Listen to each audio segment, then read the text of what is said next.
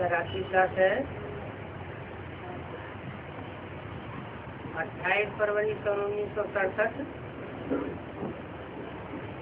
पहले पेज के मध्य में बात चल रही थी। कहते हैं भागीरथ ने गंगा लाई। अब भागीरथ गंगा कैसे लावेंगे?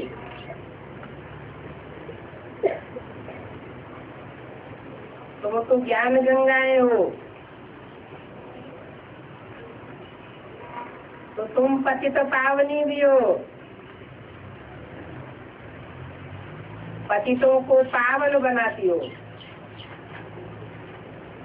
और तुम गंगाएं सागर से निकली हो।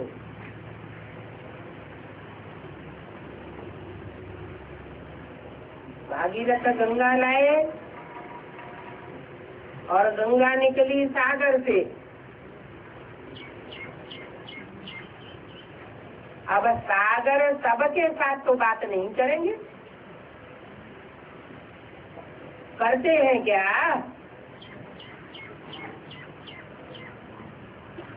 सागर से गंगाओं का निकाल कैसे होता है? ये बात भी जब कोई समझे, फिर भी तो मेहनत है। ये अभिमान टूटता ही नहीं, समय लग जाता है। तुम बच्चे खुद भी जानते हो, कर्मातीत अवस्था को पाना मुश्किल है। कर्मातीत अवस्था जब हो जाएगी फिर तो रह नहीं सकेंगे।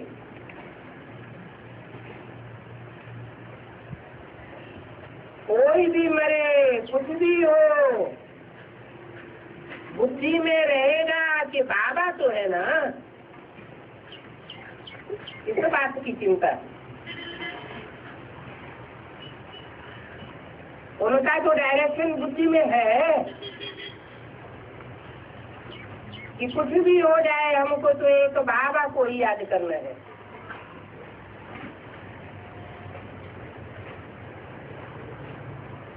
लौकिक तो बाप हो या न हो,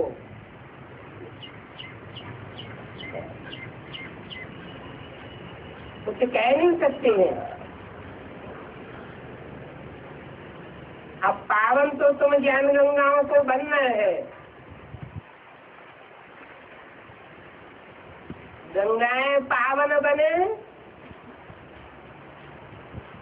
तो पतितों को पावन बनावे। कुछ भी हो, तुम्हारा तो धंधा चलेगा ना। तुम सेंटर तो बंद नहीं कर सकते हो। चाहे कुछ भी हो जावे, तुम बच्चों का काम ही है ये पतितों को पावन बनाने का धंधा। और शिव बाबा की याद में रहना।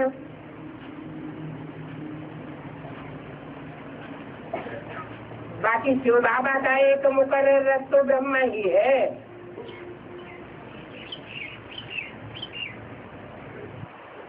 एक मुकर्रर रथ तो ब्रह्मा है। ब्रह्मा तो बहुतों के नाम है। कौन सा ब्रह्मा है जो एक मुकर्रर रथ है? आज में भी मुकर्रर था,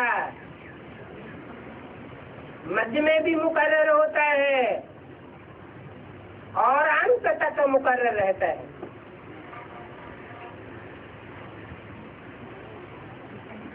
तुम ब्रह्मा के बच्चे ब्राह्मण हो। तुम कह सकते हो कि बात ही बच्चों द्वारा कराए रहे हैं और बाप कोई भी बच्चों में प्रवेश करके पढ़ाई सकते हैं। शिव बाबा ने किसमें प्रवेश किया?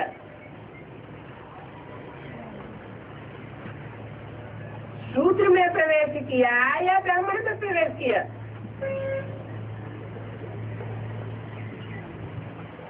बाप को तो शूद्र में ही प्रवेश करना पड़ता है।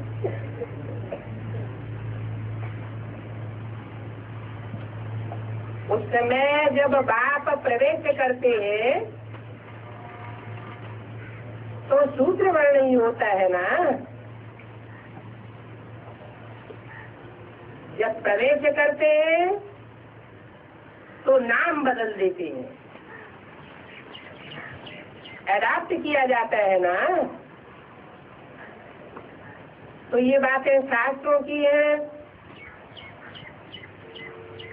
और शास्त्रों में ये बात ना समझने के कारण मुझसे है। ब्रह्मा है, मानव ब्रह्मा से ब्राह्मण है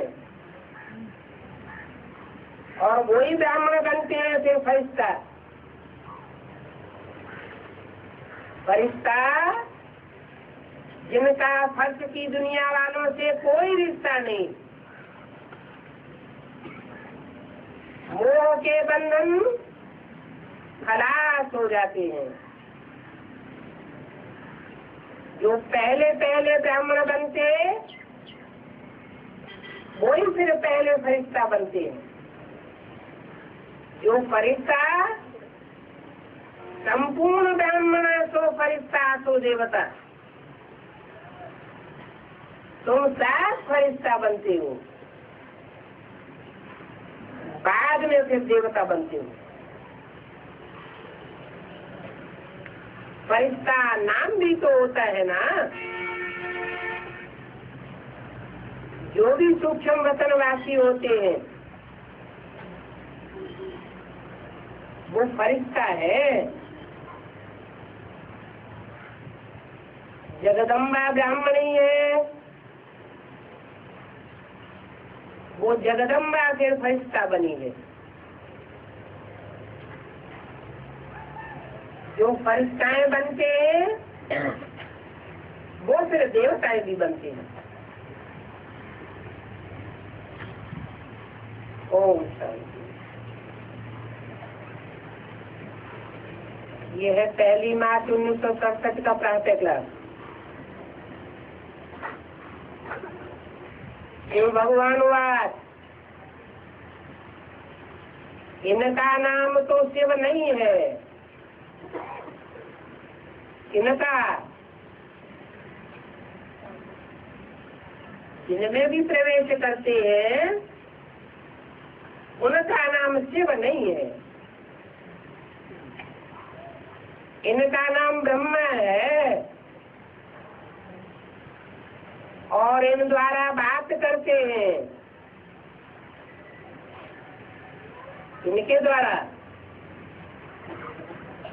जो भी ब्रह्मा नामधारी है उनके द्वारा। शिव भगवान वाद ये तो बहुत बार समझाया है। कोई भी मनुष्य को या देवताओं को अथवा सूक्ष्म वतनवासी ब्रह्मा विष्णु को भगवान नहीं कहा जा सकता। जिनका कोई भी आकार है अथवा साकार चित्र है उनको भगवान नहीं कह सकते। भगवान कहा ही जाता है बेहद के बाप को। अब ये भगवान क्या चीज है ये कोई को भी पता नहीं। नेति नेति करते आए हैं अर्थात हम इसके आदि मध्य अंत को नहीं जानते। तुम बच्चों में भी बहुत थोड़े हैं जो यथार्थ रीति जानते हैं। क्या जानते हैं कि मैं जो हूँ जैसा हूँ और जिस रूप में भी पाठ बजाए रहा हूँ उस स्वरूप को जानते हैं। भगवान कोई दूसरी चीज नहीं है। आत्मा कहती है भगवान, अब आत्मा भी तो बिंदी है ना, तो जरूर बात भी बिंदी होगा। अब बाप बच्चों को बैठ समझाते हैं। बाबा के पास 25-30 वर्ष के बच्चे भी ऐसे हैं जो ये भी नहीं जानते हैं कि हम आत्मा कैसे बिंदी है। न जानने के कारण फिर मुझसे हैं कि हम बिंदी आत्मा को कैसे याद करें, कुछ भी नहीं समझते। और कोई तो बहुत अच्छी रीति समझते हैं, बाप को याद करते हैं। ये बेहद का बाप सच्चा हीरा है। हीरे को बहुत अच्छी अच्छी डिब्बी में डाला जाता है।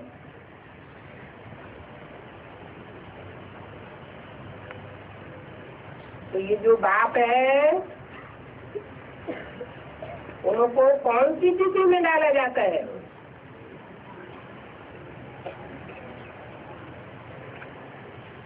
कोई के पास बहुत अच्छे हीरे होते हैं तो उनको दिखाने के लिए फिर सोने चांदी की डिब्बी में डाल करके दिखाते हैं। हीरे को तो जवाहर ही जानेगा, और कोई तो नहीं जान सकते। झूठे हीरे दिए जावे तो भी किसी को पता नहीं पड़ेगा। ऐसे बहुत हैं जो ठगाए जाते हैं। यहाँ भी ऐसे बहुत हैं जो ठगाए जाने वाले हैं। सच्चे हीरे की परख सबको नहीं होती है। अभी सच्चा बाप आया हुआ है, परंतु झूठे भी ऐसे ऐसे हैं। कौन कौन झूठे ऐसे हैं? ऐसे ऐसे झूठे हैं जो मनुष्यों को पता भी नहीं पड़ता है।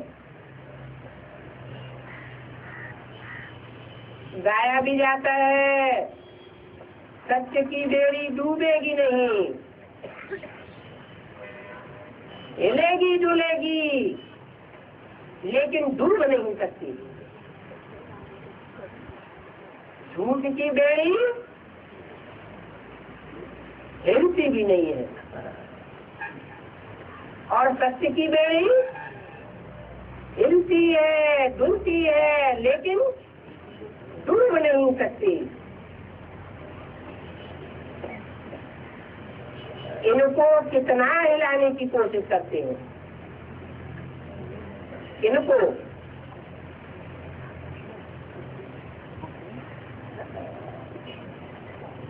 जो भी रामकृष्ण की बेड़ी है, इनका खेवैया शिव बाप है और उसमें बिठैया तुम बच्चे हो। इनको कितना हिलाने की कोशिश करते हैं। जो भी यहाँ इस बेड़ी में बैठे हैं वो बैठने वाले ही हिलाने की कोशिश करते हैं। बैठते भी इसी बेड़ी में है और हिलाते भी इसी बेड़ी को है। ट्रेटर गाए हुए हैं ना, ऐसे ट्रेटर बहुत निकलेंगे जिनको धोती धोतियां भी कहते हैं।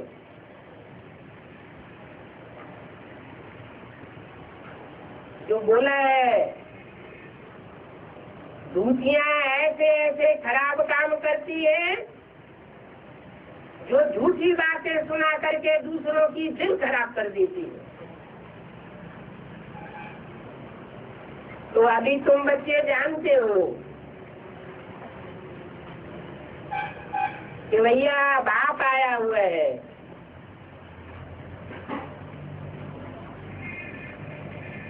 किसका कि भैया बाप आया हुआ है। बेड़ी कहो, जहाज कहो, उन सिखों ने तो कह दिया है नानक चाप जहाज। हिंदुओं के शास्त्रों में भी लिखा हुआ है शंकर चाप जहाज। अब वो जानते तो है नहीं कि वो कौन सा जहाज है, कौन सा बेड़ा है। यही चरण उतरे पार नर, जिस जहाजी बेड़े का आधार लेकर के मनुष्य पार जाते हैं।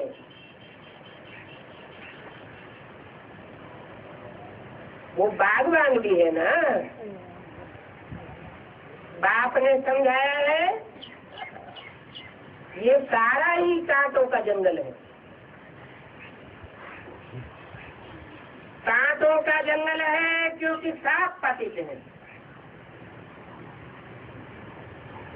इतना झूठ है। सच्चे बाप को कोई विरला ही पहचान पाते हैं।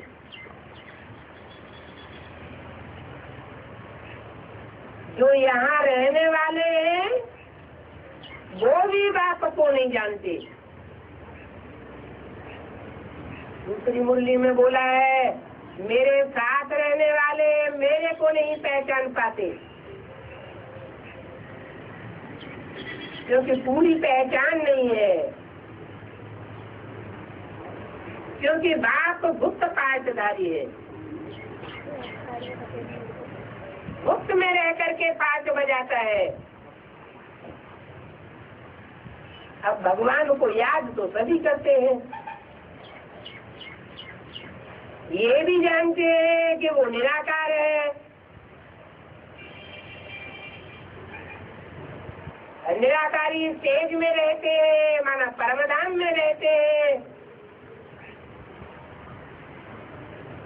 अब हो तो तुम भी निराकारी आत्मा।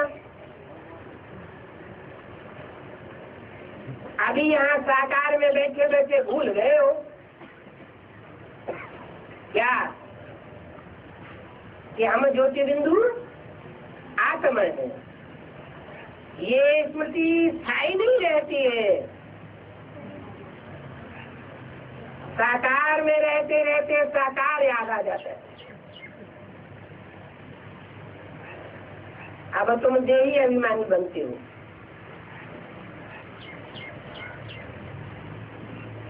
उनको कहा जाता है परम पिता परमात्मा। इनको नहीं, इनको ब्रह्मा की तरफ इशारा किया। ये इनको नहीं कहा जाता परम पिता परमात्मा। उनको कहा जाता है, माना संसद की वाणी है, आने वाले भविष्य पाठ की तरफ इशारा किया। उनको कहा जाता है परम पिता परमात्मा, माना ही परमात्मा। ये तो समझानी बिल्कुल सहज है। कैसी आत्मा? परम पाठधारी आत्मा। इनके बीच में परम, जो भी 500 करोड़ आत्माएं हैं, उन 500 करोड़ पाठधारी मनुष्य आत्माओं में परम पाठधारी आत्मा परम पिता अर्थात परे पे परे रहने वाला। तुमको कहा जाता आत्मा, तुमको परम नहीं कहा जाता, क्योंकि तुम तो पुनर्जन्म में आते हो। यहाँ शूटिंग पीरियड में भी तुम पुनर्जन्म में आते हो।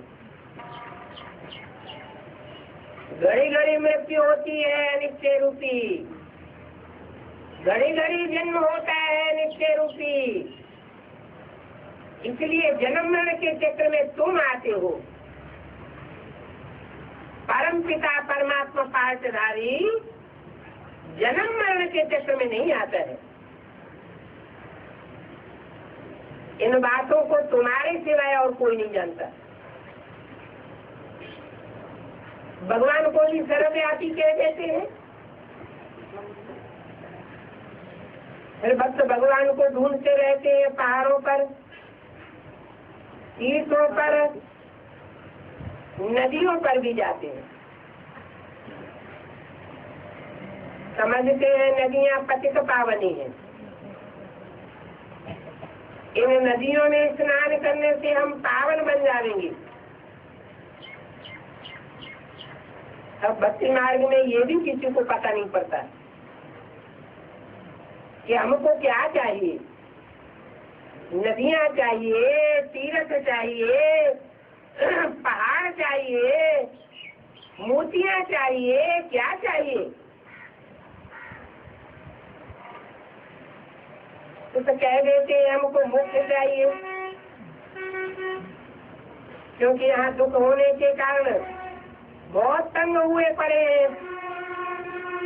तो कहते हैं हमको दुखों से मुक्ति चाहिए, और वो भी कह देते हैं सदाकाल की मुक्ति।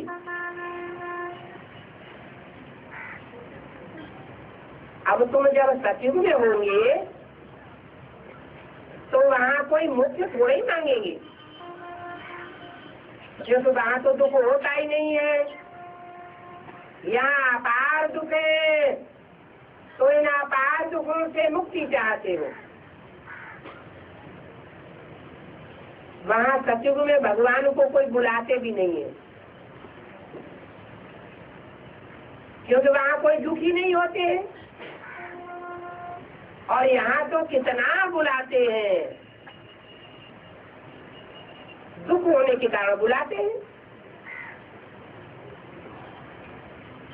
अब भक्ति करने से कोई दुख का हरण नहीं हो सकता। भक्ति हजारों साल से करते चले आ रहे हैं, और दुनिया का दुख बढ़ता ही चला जा रहा है, क्योंकि भक्ति अनेक सिरों से आती है। माना रावण से आती है, रावण को अनेक सिर होते हैं, और ज्ञान एक सत्य बाप से आता है। ज्ञान देने वाला है एक, और भक्ति सिखाने वाले हैं अनेक। इसलिए भक्ति से दुख और एक बाप से सुख। इसलिए स्लोगन दिया है तुम बच्चों को, एक बाप है सदगति दाता, और बाकी सब मनुष्य गुरु है दुर्गति दाता। परंतु ये भी किसी की बुद्धि में बैठता नहीं है। नहीं बैठता है तो और औरों को बाप बनाए लेते हैं, क्योंकि सच्चे हीरे को पहचान नहीं पाते हैं। अब भले कोई सारा दिन सारी रात बैठ करके राम नाम जपे, तो भी दुखों का हरण नहीं हो सकता।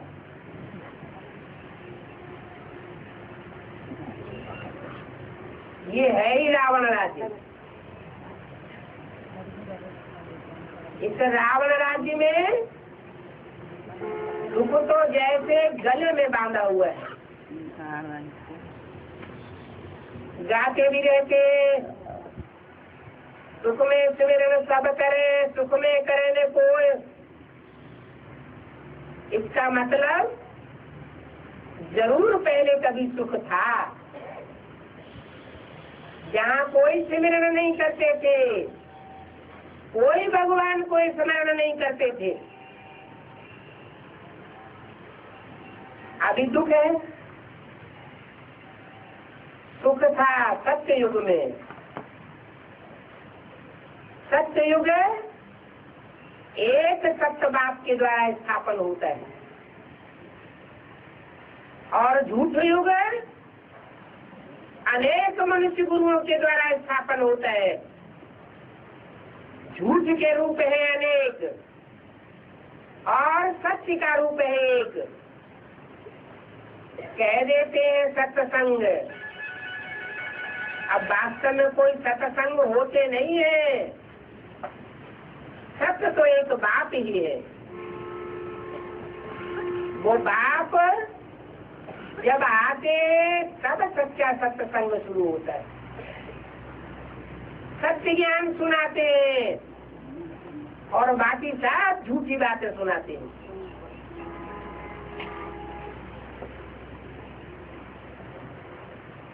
इसलिए इनको कांटों का जंगल कहा जाता है।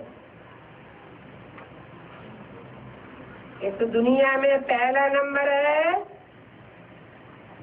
देह अभिमान का कांटा, फिर है काम विकार का कांटा। अभी तुमको तो चलना है शांति धाम,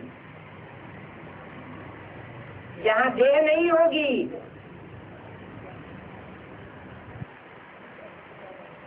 काम क्रोध लोभ मोह अहंकार कोई विकार नहीं होगा।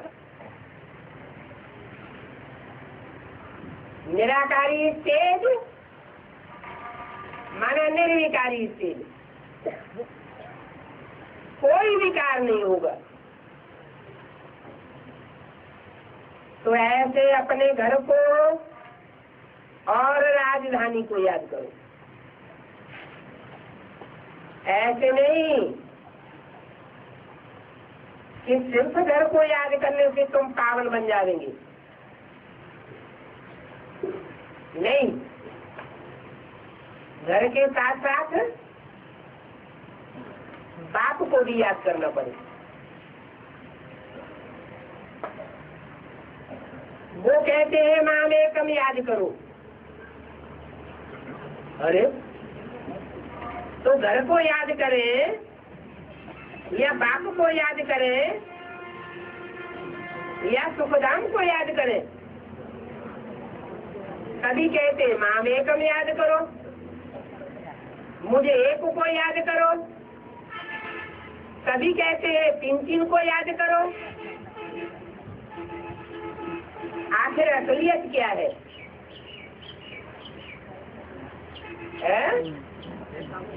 जरूर है, असलियत यही है कि जो एक है,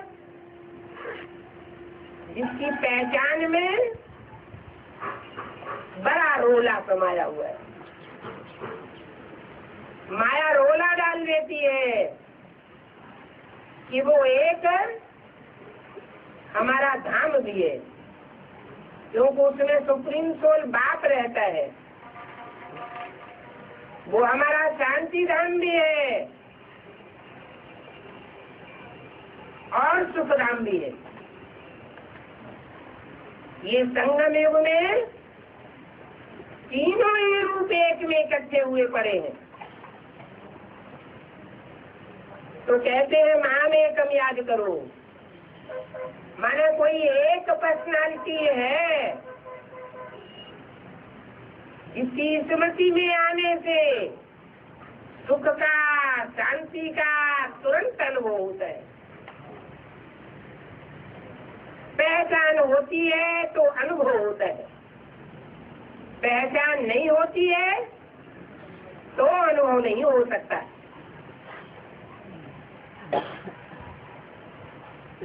ज्ञान का कमाल है,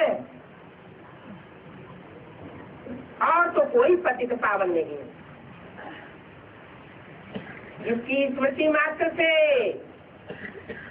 मन पवित्र हो जाता है,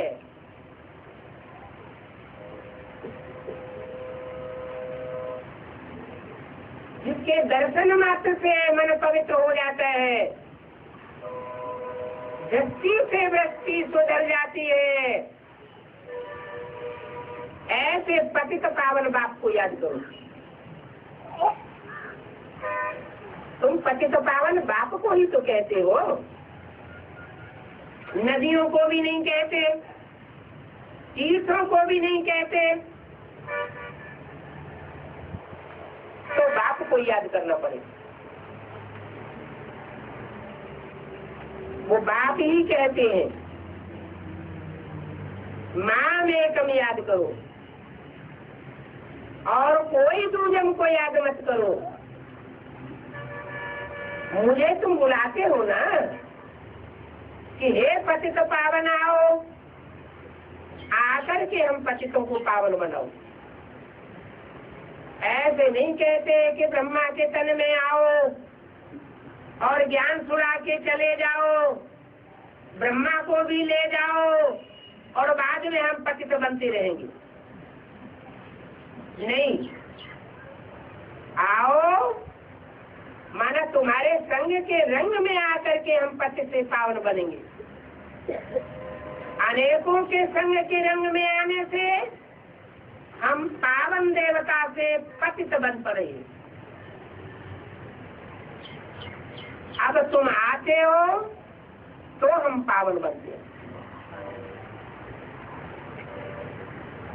बाबा आकर के पावन बनाते हैं ना, और पावन बनाने के लिए पहले ज्ञान देते हैं। ज्ञान माने जानकारी, जानकारी माना सच्चाई का ज्ञान देते हैं। सत्य क्या है, तुम आत्मा क्या हो, परमात्मा बाप क्या है और ये सृष्टि क्या है। ज्ञान का सागर है तो जरूर आकर के सुख देंगे। सुख का सागर सुख ही देंगे ना।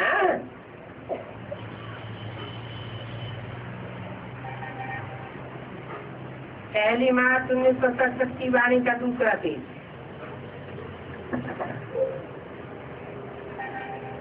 तो समझाना पड़े कि बाप कोई आकर के प्रेरणा से नहीं समझावेंगे। वो गुरु लोग तो कहते हैं हमें भगवान ने प्रेरणा दी। अगर प्रेरणा से ही पढ़ाई हो सके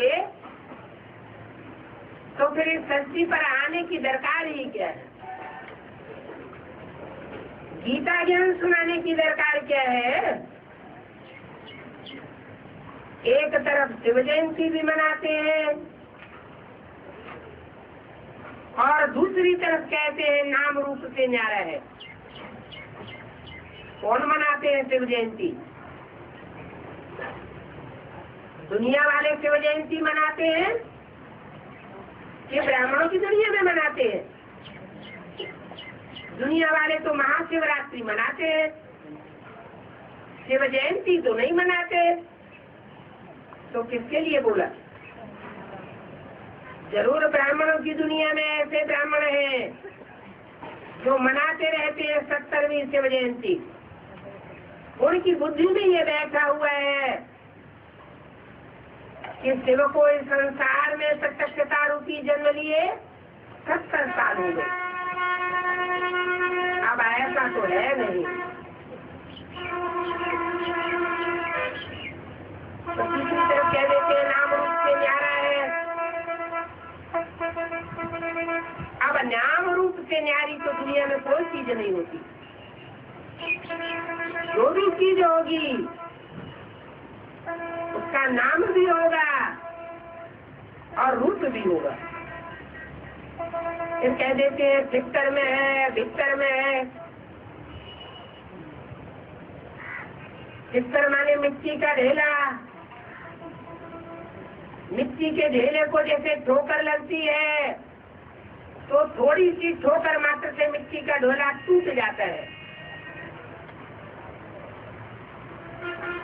ऐसी माया की ठोकर खाने वाले जो मिट्टी के ढेले के समान आत्माएं पुरुषार्थी हैं, उनको भी भगवान समझ करके बैठ जाते हैं।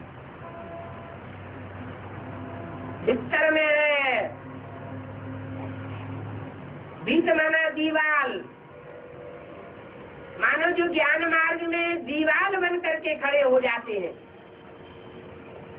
न खुद भगवान बाप को पहचानते हैं, न दूसरों को पहचानने देते हैं। ऐसे भीतर बुद्धियों को भी भगवान समझ करके बैठ जाते हैं। ब्रह्मा भी ऊपर आवे तो भी मानने के लिए तैयार नहीं है। तो अनेक मतें हो गई ना। आप समझाते कि तुमको रावण ने कितना तुच्छ बुद्धि बनाई दिया, इसलिए देवताओं के आगे जाकर के नमन करते हैं,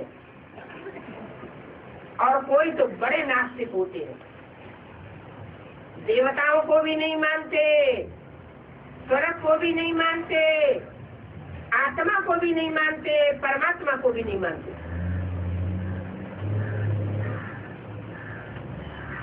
किसी को भी नहीं मानते। अब यहाँ बाप के पास तो ब्राह्मण ही आवेंगे,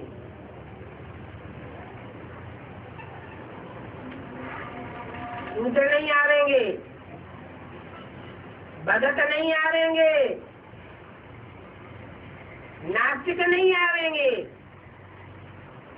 बाप के नजदीक तो जो ब्रह्मा के बच्चे ब्राह्मण बने होंगे,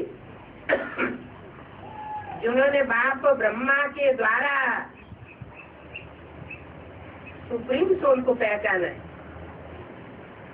वो ही नजदीक आते हैं। जिनको 5000 वर्ष पहले भी समझाया था, शूटिंग पीरियड में भी 5000 वर्ष पहले समझाया था, वो ही आवेंगे। मना कौन आवेंगे? जो यज्ञ के आज में आए थे, जो सूर्यवंशी बच्चे थे, लास्ट में वही बच्चे आते हैं और बाप को पहचानते हैं। और ब्राह्मण बनने के बाद, शिक्षा लेने के बाद ब्राह्मण तो देवता बनते हैं। लिखा हुआ भी है, परम पिता परमात्मा ब्रह्मा द्वारा स्थापना करते हैं।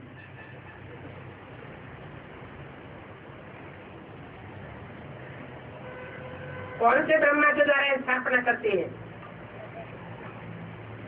ब्रह्मा तो अनेक हो गए, यज्ञ के आदि में भी ब्रह्मा थे, नामधारी तो थे ना। तो कौन से ब्रह्मा के द्वारा स्थापना करते हैं? जरूर कहेंगे प्रजापिता ब्रह्मा के द्वारा स्थापना करते हैं।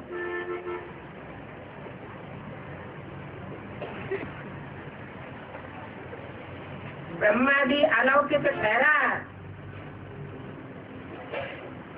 और प्रजापिता ब्रह्मा तो मशहूर है। कहाँ मशहूर है?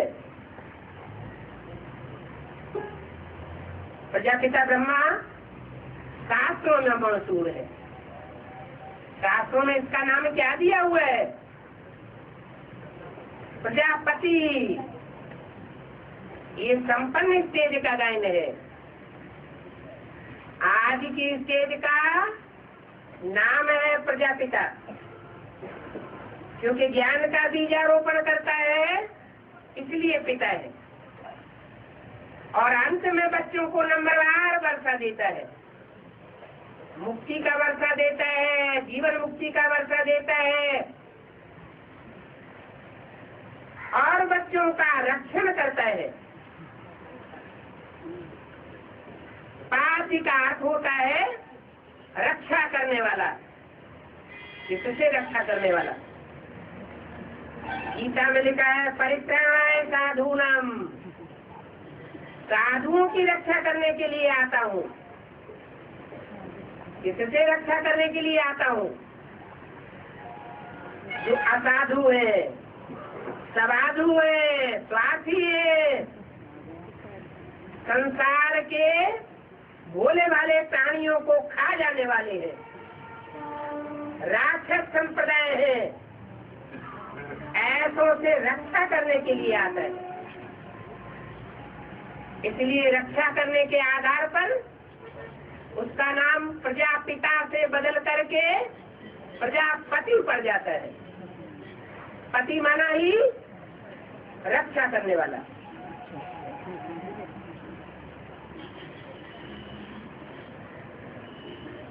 तो प्रजापिता ब्रह्म है तो जरूर ब्राह्मण ब्राह्मणियां भी होंगे। अभी तुम ब्राह्मण धर्म में आए हो,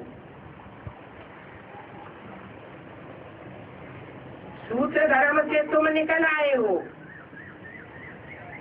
आगे सूत्र धर्म में थे, फिर अभी ब्राह्मण बने हो। ब्राह्मणों को शिक्षा दे करके फिर ब्राह्मण को देवता बनाया जाता है। हिंदुओं को मुसलमान काफर कहते हैं। क्या कहते हैं? काफर। कहाँ कहाँ फिरते रहते हैं, माथा टिकाते रहते हैं, कहीं मंदिरों में जाते हैं, कहीं देवताओं के मंदिर में जाते हैं, कहीं देवियों के मंदिर में जाते हैं,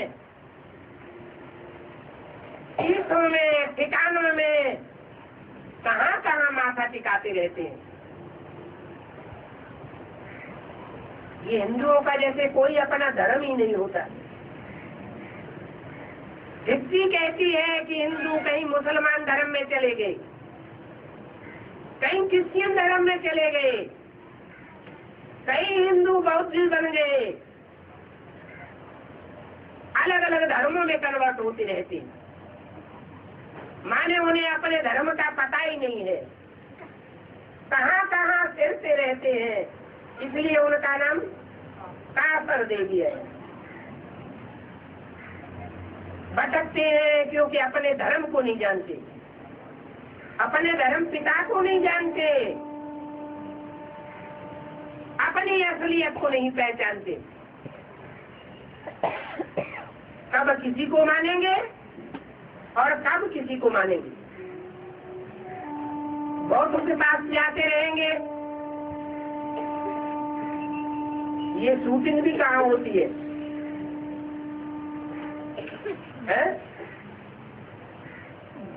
अनेकों के पास भटकने की शूटिंग कहाँ होती है? इस संगम युग में ही ढेर के ढेर भगवान निकल पड़ते हैं। वो भगवानों को अपना बाप समझ करके बैठ जाते हैं। कोई दक्षिण भारत का भगवान निकलता है, कोई ठेठ उत्तर भारत का भगवान निकलता है, कोई पश्चिम भारत का भगवान निकलता है, कोई मध्य भारत में से भगवान निकल पड़ता है। भांति भांति के बाप बन करके बैठ जाते हैं।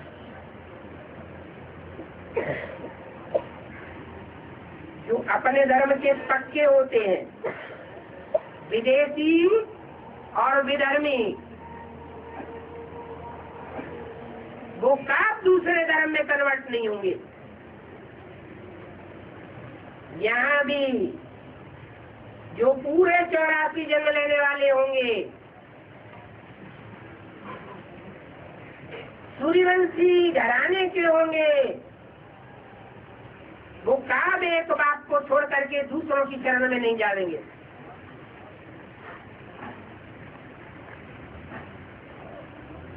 आजकल सन्यासी लोग इन क्रिश्चियंस को भी ठगते रहते हैं कि चलो तुमको भारत का राजयोग सिखलावे। बहुत विदेशियों को ठगते रहते हैं। अभी तुम तो सिद्ध करके बतलाते हो कि भगवान बाप कहते हैं कि मुझे याद करो, सिर्फ मुझे याद करो। एक दिन ऐसा भी आवेगा, अखबारों में भी निकलेगा कि भगवान बाप प्रैक्टिकल में आकर के कहते हैं कि मुझे याद करो। मुझे याद करने से तुम पतित से पावन बन जाएंगे, दुखी से सुखी बन जाएंगे, अशांत से शांत बन जाएंगे, जब विनाश नजदीक होगा तो अखबार द्वारा भी ये आवाज कानों में पड़ेगा। अखबार तो सारी दुनिया में जाता है। अखबारों में तो कहाँ कहाँ के समाचार आते रहते हैं। तुम अभी भी जान सकते हो कि भगवान वाचे परमपिता परमात्मा से वे कहते हैं मैं पतित पावन हूँ, मुझे याद करो तो तुम पावन बन जाएंगे। एक तो पतित दुनिया का विनाश सामने खड़ा है। कहने वाले सिर्फ कहेंगे तो लोग मान जाएंगे। एक तरफ कहें कि इस दुनिया का विनाश सामने खड़ा है और दूसरी तरफ ढोल मजीरा बजाते रहे, नाच गाना करते रहे, कंक्रीट के महल बनाते रहे, अंडरग्राउंड बनाते रहे, तो लोगों की बुद्धि में बैठेगा कि विनाश सामने खड़ा है? नहीं बैठेगा। तुम बच्चे इस बात को समझा रहे हो क्या कि विनाश सामने खड़ा है, तो तुम्हारी कथनी और करनी एक होगी तो लोग समझेंगे। अगर तुम्हारी कथनी करने में भी विरोधाभास दिखाई देगा तो लोग बिल्कुल नहीं मानेंगे। तुम बच्चे सारी सृष्टि के बीज हो। तो देखो इस पतित दुनिया का विनाश तो सामने खड़ा है और ये विनाश जरूर होना है। ये बात सभी को पक्की हो जाएगी। सभी को पहले पक्की होगी, दुनिया वालों को पहले पक्की होगी, ये पहले ब्राह्मण बच्चों को पक्की होगी। पहले तो जो असल सूर्यवंशी ब्राह्मण हैं, पूरे 84 जन्म लेने वाले हैं, यज्ञ के आदि वाले बच्चे हैं, उनकी बुद्धि में ये बैठेगा। प्रैक्टिकल जीवन से दिखाई देगा कि विनाश सामने खड़ा हुआ है, फिर सबको पक्का हो जाएगा। रिहर्सल होती रहेगी, रिहर्सल कहो, रिकॉर्डिंग कहो, शूटिंग कहो, ये अंत तक चलती रहेगी। कब तक? जब तक ब्रॉड ड्रामा शुरू न हो तब तक रिहर्सल रिकॉर्डिंग होती रहेगी। तुम बच्चे जानते हो जब तक राजधानी स्थापन नहीं हुई है तब तक विनाश नहीं होगा। क्या?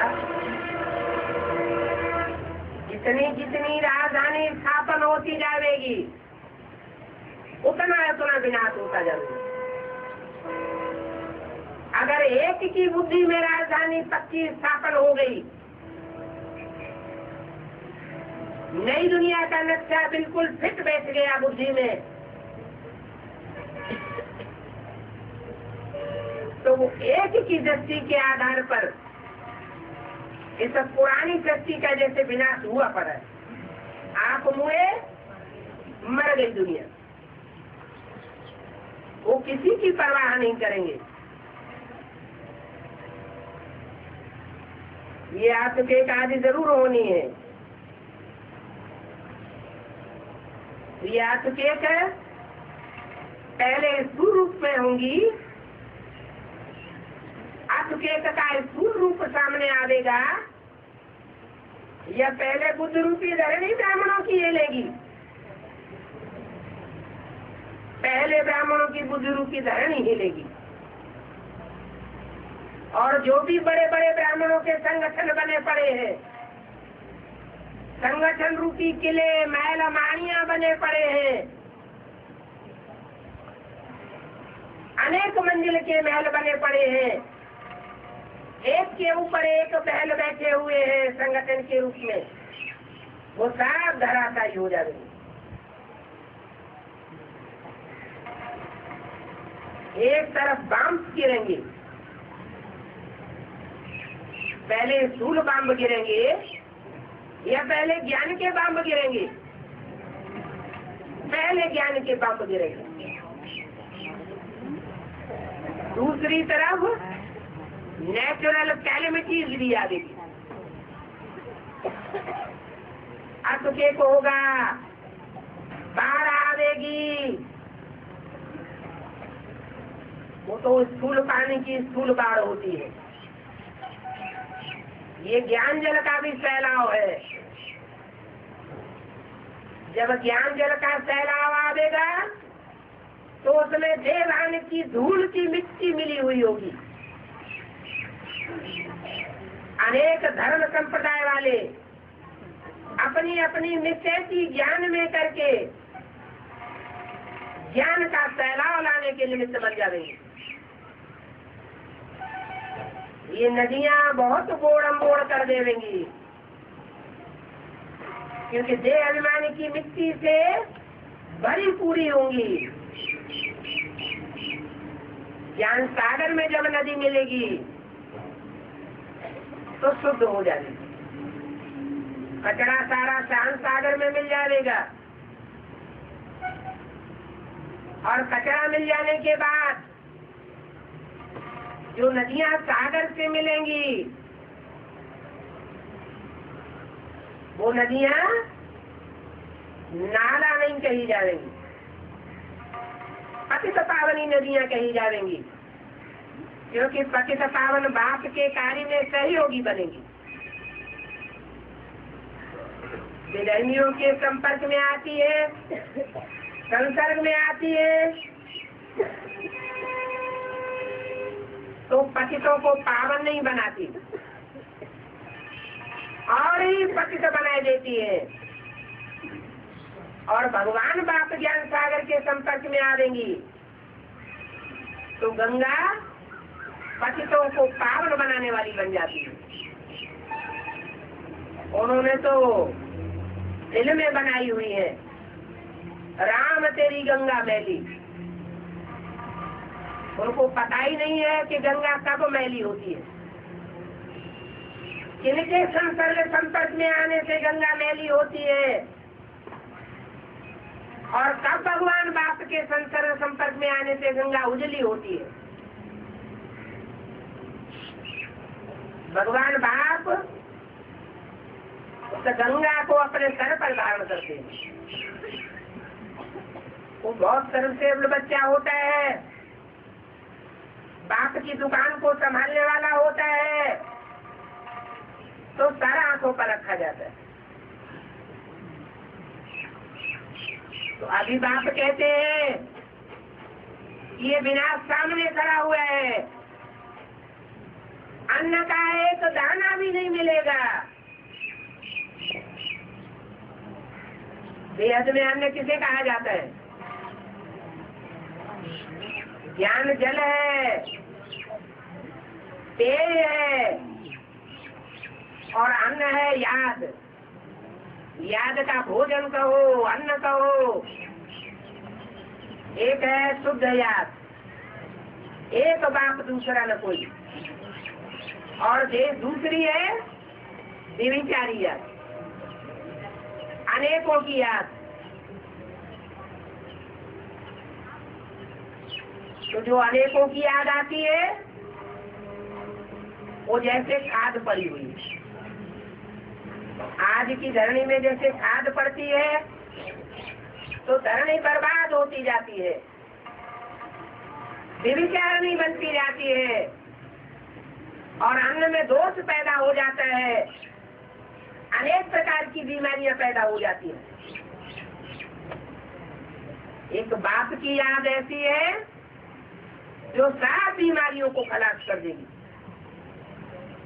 धरणी का परिष्करण हो जाएगा और धरणी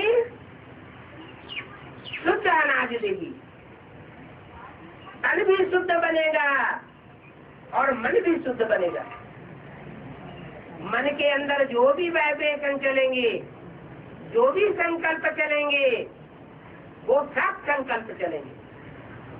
जिन सब संकल्पों से सत्य युग की दुनिया की स्थापना होगी। अभी तो ऐसा टाइम आने वाला है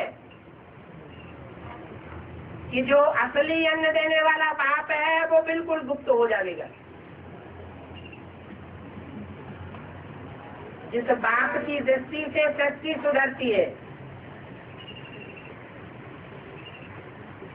वो बाप गुप्त हो जाएगा तो याद का अन्न भी नहीं मिलेगा। आंखें जिसको देखती है उसकी नेचुरल याद आती है। दुनिया दिखाई पड़ेगी तो दुनिया याद आवेगी। बाप ही दिखाई पड़ेगा तो बाप ही याद आवेगा। और बाप जब गुप्त हो जाएगा तो जो अन्न असली अन्न है, सात्विक अन्न, वो मिलना बंद हो जाएगा। विदेशों से स्टीमर आज भी नहीं आवेंगे। ये विदेशों से अनाज अंदर आ जावे, विदेशी अन्न भी नहीं मिलेगा और भारत का अन्न भी नहीं मिलेगा। विदेशी अन्न का मतलब ये है कि जो विदेशी धर्म पिताएं बाप बन करके बैठते हैं, उनका भी सहयोग नहीं मिलेगा तो फैमन पड़ जाएगा, अकाल पड़ जाएगा। जो भूख हड़ताल करते हैं वो तो फिर भी पानी, शहद आदि कुछ न कुछ लेते तो है ना, तो उनकी भूख हड़ताल चलती रहती है। भले वजन में हल्के हो जाते हैं। यहाँ तो बैठे बैठे अचानक सुकेत होगी। कन्याओं माताओं रूपी धरणी हिल पड़ेगी। ऐसे ऐसे ग्लानि के बम फूटेंगे जिनमें बाप की ही ग्लानि भरी हुई होगी। उन बाम के फूटने से जो बैठा हुआ निश्चय है वो उखड़ जाएगा, धरणी हिल जाएगी। अचानक असुकेप होते रहेंगे। असुकेप होगा तो बड़ी बड़ी महलमारियां, अटारियां, संगठन रूपी के लिए धराशायी हो जाएगी, ताश के पत्तों की तरह गिरेंगे। ये विनाश तो जरूर होना है। साधु संत आदि ऐसे नहीं कहेंगे। कैसे? कि इस दुनिया का विनाश होना है। ये बाप ही आकर के बताते हैं कि मैं जब आता हूँ तो दोनों कार्य साथ साथ होते हैं। नई दुनिया की स्थापना भी होती है और पुरानी दुनिया का विनाश भी होता है। इसलिए बस साधु संत आदि सिर्फ राम राम मुख से कहते रहते हैं। राम राम मुख से कहते हैं और हाथ में माला फेरते हैं। बाप कहते हैं आप बुद्ध रूपी हाथ में एक राम को याद करो। माला फेरने की बात नहीं है। वो साधु संत तो भगवान को जानते नहीं है। तुम तो उस एक राम को जानते हो।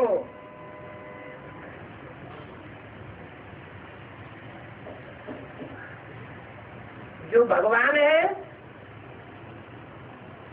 उसके लिए तो गायन है, यही जानो ते देव जनाई और जानत तुम्हें हुई जाए। भगवान का परिचय भगवान के सिवाय कोई नहीं दे सकता। भगवान खुद आकर के अपना परिचय देते हैं। उन भगवान के आने का भी अपना समय है। आते हैं तो सब नहीं पहचान पाते। नंबरवार पहचान होती है, फिर भी माया बाइलोरा डाल देती है।